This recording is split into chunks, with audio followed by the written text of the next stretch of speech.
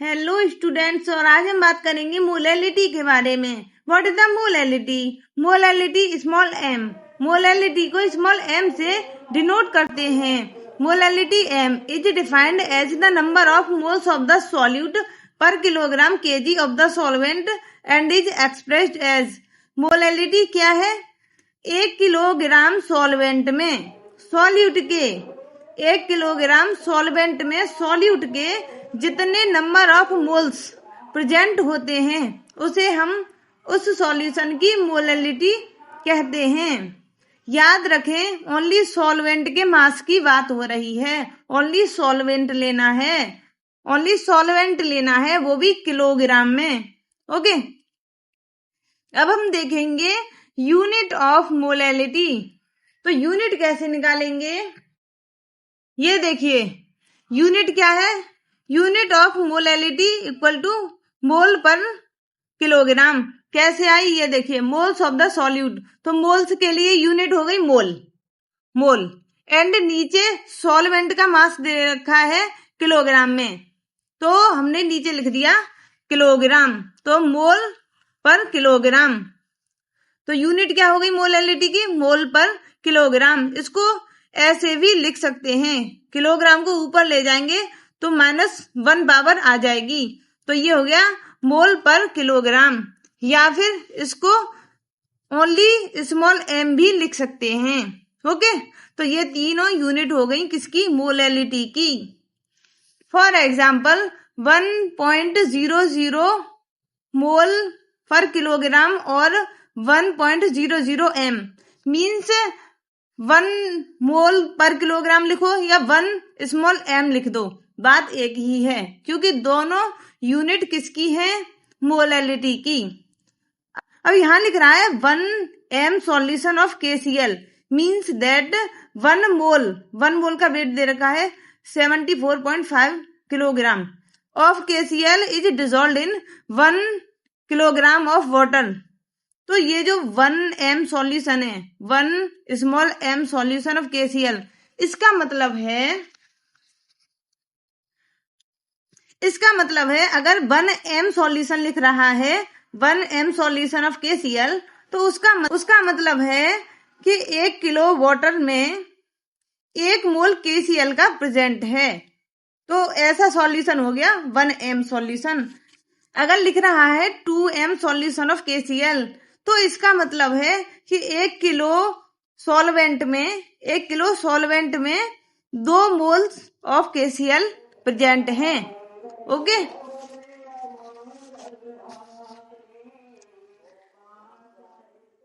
Next है each method of expressing concentration of the solution has its own merits and demerits. हमने इतने सारे तरीके देखे कंसंट्रेशन को एक्सप्रेस करने के, लेकिन इन सभी मेथड्स के अपने अपने मेरिट्स एंड डीमेरिट्स हैं। मीन्स इनके यूज भी हैं और कुछ इनके नुकसान भी हैं। तो मास परसेंटेज हमने पढ़ा था, ppm पढ़ा था, मोल फ्रैक्शन पढ़ा था एंड मोलैलिटी। अभी ये हमने मोलैलिटी पढ़ा है। तो इस मोलैलिटी से पहले हमने mass percentage, ppm, mole fraction ये सब पढ़े थे। तो मास परसेंटेज किससे? मास से रिलेटेड है, एंड मास कभी टेम्परेचर पर डिपेंड नहीं करता, इसलिए मास परसेंट वाला मेथड कंसंट्रेशन को एक्सप्रेस करने का, मास परसेंटेज वाला मेथड टेम्परेचर पर डिपेंड नहीं करता, एंड ppm भी टेम्परेचर पर डिपेंड नहीं करता। एंड जो मोल फ्रैक्शन है उसमें नंबर ऑफ मोल्स देखे थे, एंड नंबर भी टेम्परेचर पर डिपेंड नहीं करता। एंड मोलैलिटी में हमने मास और मोल्स लिए थे। मोल्स एंड मास दोनों ही टेम्परेचर पर डिपेंड नहीं करते, इसलिए मोलैलिटी भी टेम्परेचर पर डिपेंड नहीं करती। Whereas molality is function of temperature. क्योंकि ये देखिए मोलैलिटी के फॉर्मूले को, ये रहा मोलैलिटी का फॉर्मूला। ये molality equal two moles of solute divided by volume of solution. यहाँ पर मोल्स तो चेंज होते नहीं है, लेकिन वॉल्यूम टेम्परेचर पर डिपेंड करता है। अगर हम टेम्परेचर घटाते बढ़ाते हैं तो वॉल्यूम भी कम ज्यादा होता रहता है। इसलिए जो मोलैरिटी है वो टेम्परेचर पर डिपेंड करती है। मोलैरिटी की वैल्यू टेम्परेचर पर डिपेंड करती है। बाकी जितने भी मेथड्स हमने पढ़े थे, mass percentage, ppm, mole fraction, molarity, ये सब टेम्परेचर पर डिपेंड नहीं करते। Okay, this is because volume depend on temperature and the mass doesn't. तो ये वही बोल रहा है कि वॉल्यूम टेम्परेचर पर डिपेंड करता है, इसलिए मोलैरिटी की वैल्यू चेंज होती रहती है। एंड मोलैरिटी की चेंज नहीं होती है क्योंकि उसमें मास यूज हुआ है, यहाँ पर मास लिखा हुआ है। ओके, नेक्स्ट हम बात करेंगे एग्जाम्पल नंबर 2.3। 2.3 एग्जाम्पल मोलैरिटी से रिलेटेड है। Calculate molarity of 2.5 gram of ethanoic acid CH3COOH in 75 gram of benzene. तो हमें क्या करना है, मोलैरिटी निकालनी है। किसकी निकालनी है? इथेनोइक एसिड की। इथेनोइक एसिड का मास दे रखा है और अब हमें निकालनी है मोलैरिटी।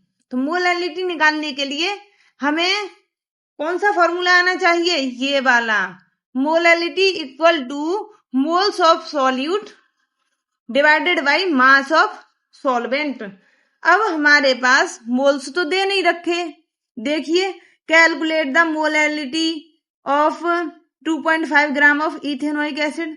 तो इथेनोइक एसिड के मोल्स तो दे ही नहीं रखे, ओनली मास दे रखा है। तो मास तो दे रखा है, तो मास की हेल्प से हम मोल्स निकाल लेंगे, क्योंकि इथेनोइक हमारा सॉल्यूट है एंड हमें सॉल्यूट के ही मोल्स निकालने हैं।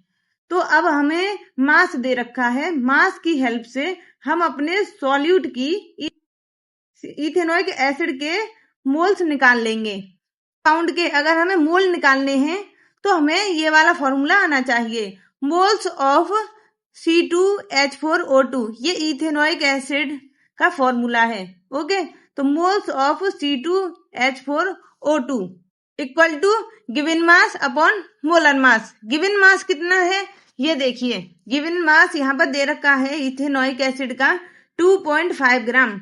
कितना? 2.5।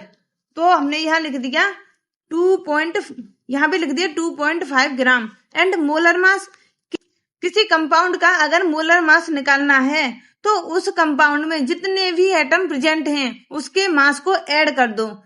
तो इथेनोइक एसिड में कौन कौन से एटम प्रेजेंट हैं? Carbon, hydrogen and oxygen. तो इन तीनों के मास को ऐड कर दो। तो एक कार्बन का कितना होता है मास? 12 इंटू 2 कर दिया। क्यों? क्योंकि 2 कार्बन प्रेजेंट हैं, प्लस एक हाइड्रोजन का 1 होता है। ओके, और उसको मल्टीप्लाई कर दिया 4, क्योंकि 4 हाइड्रोजन प्रेजेंट हैं, प्लस एक ऑक्सीजन का मास 16 इंटू 2, क्योंकि 2 ऑक्सीजन प्रेजेंट हैं हमारे इथेनोइक एसिड में। तो इसको कैलकुलेट करने पर आए 60 ग्राम पर मोल। ओके, अब देखिए यहाँ पर हमें डायरेक्ट दे रखा है। पहले इन्होंने मोलर मास निकाला है C2H4O2 का। कैसे निकाला है? देखो, बिल्कुल वैसे ही निकाला है।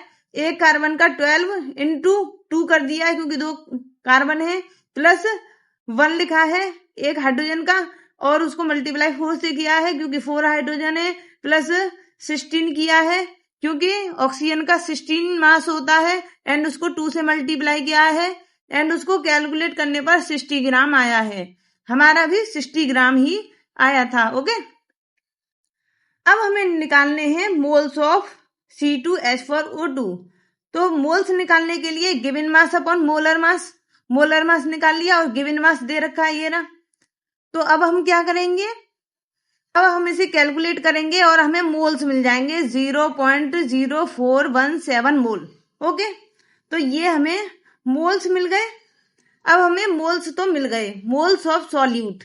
अब हमें देखना है मास कहाँ पर है। मास ऑफ सॉल्वेंट, सॉल्वेंट का मास लेना है ओनली, और वो भी किलोग्राम में।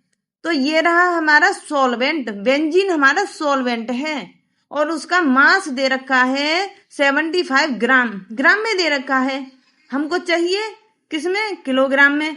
तो इस ग्राम को किलोग्राम में चेंज कर लो। तो अगर हमें ग्राम को किलोग्राम में चेंज करना है तो उसको 1000 से डिवाइड करना पड़ेगा। तो हमने क्या किया, moles of benzene in kilogram, kilogram में चेंज करने के लिए 75 ग्राम को डिवाइड कर दिया 1000 से, एंड हमारा आया क्या, 75 इंटू 10⁻³ किलोग्राम। हो गया ना किलोग्राम में चेंज। अब हमारे पास मोल भी है एंड हमारे पास मास ऑफ सॉल्वेंट भी है, तो मोल्स यहां रख दो एंड नीचे लिख दो मास ऑफ सॉल्वेंट। तो देखिए ये रहा मोलैलिटी। तो मोलैलिटी निकालने के लिए ऊपर क्या लिखेंगे, मोल्स। मोल्स कितने आए थे, मोल्स आए थे 0.0417, तो यहां भी हमने लिख दिया 0.0417 एंड उसको डिवाइड कर दिया किससे, सॉल्वेंट से, सॉल्वेंट के मास से। तो मास कितना था, 75 ग्राम में था, इसलिए 1000 से डिवाइड कर दिया था और ये किलोग्राम में चेंज किया है। अब ये इसके साथ मल्टीप्लाई में ऊपर पहुंच जाएगा, तो 0.0417 इंटू 1000 हो जाएगा और नीचे 75। देखिए यहां भी वही दे रखा है, यहां डायरेक्ट दे रखा है, ये रहा 0.0417 मोल इंटू 1000 डिवाइडेड बाई 75, ये भी वही है, डायरेक्ट दे दिया है। अब इसको कैलकुलेट करने पर हमारी मोलैलिटी आएगी 0.556 मोल पर किलोग्राम। तो ये आ गई हमारी मोलैलिटी।